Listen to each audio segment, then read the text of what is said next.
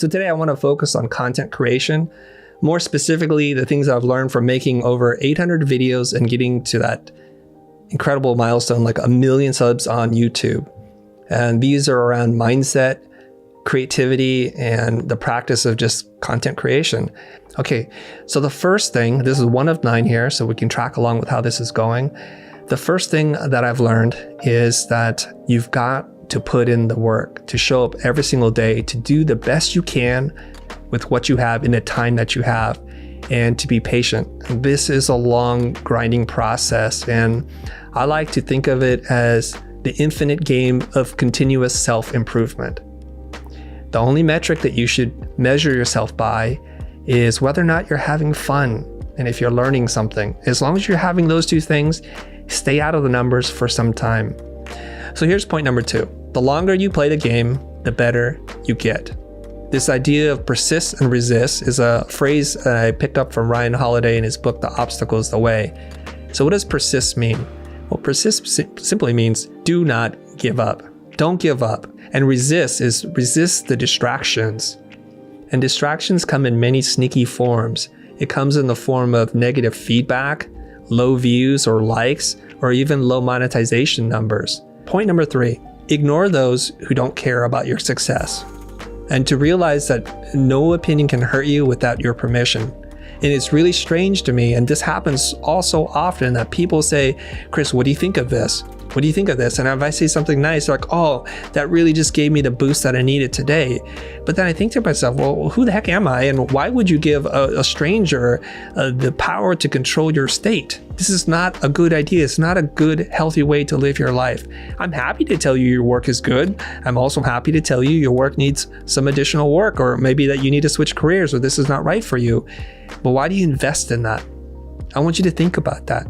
Point number 4 is to try new things, to make mistakes. Now, it's easy to say to try new things, and we all think we should try new things, and that's where innovation comes from, except for when we have to do it ourselves. We're afraid of doing new things that make us uncomfortable, because the risk of failure is actually really, really high. And so we've been trained mostly through our education system, through our parenting, our culture, our community, our society, to do what we can to avoid failure. And that's the natural human instinct, is to seek pleasure and avoid pain. But what we do is we fail to fail. We need to fail more. And failure, if you want to reframe it in your mind, is really an opportunity in disguise. It's where everything that's been good in my life is because I've been able to overcome that failure and I've learned an important lesson. A failure is the tuition you pay for success. There are detailed instructions on how to succeed. So whatever you do, don't waste a good failure. Point number 5, done is better than perfect. And I know this sounds like, yeah, duh.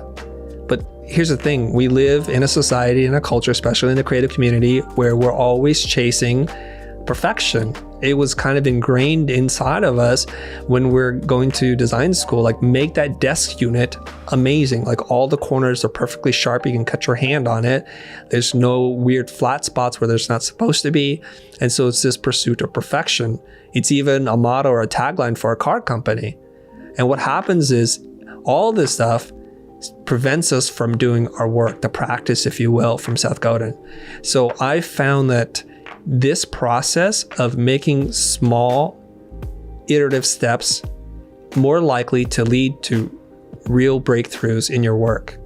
That perfectionism is the enemy of execution, and perfectionism is a form of procrastination. And it creates too much pressure on you to do the work that you need to do. It prevents you from showing up and doing the work every single day. Number 6, to be generous, to help others. And this is the secret to success. And this is what I've learned. And I've just talked about that. 1, it feels really good to do. Nothing feels better than to help somebody and for them to say back to you, you helped me out on a dark day. This is exactly what I needed 10 minutes before a client call. Or, hey, I got the job. One of the best things that's happened recently is we had Patrula Vrontakis on talking about how to interview for a job and to nail the interview. And this person had sent me a DM in Instagram and said, it's been months. I got no opportunities. I'm not getting any job opportunities and I just keep losing on the interview. I'm not winning here. And he said, hey, watch this video. And like magic, less than 30 days later, this person DM'd me. It's like, Chris, I'm so thrilled. I'm so thankful.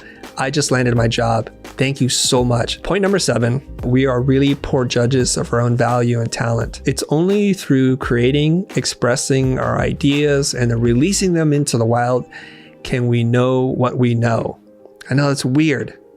And there's this cliche that teachers and speakers believe. And it's this idea that what we want to do is to make a difference in one person's life. And it's totally true.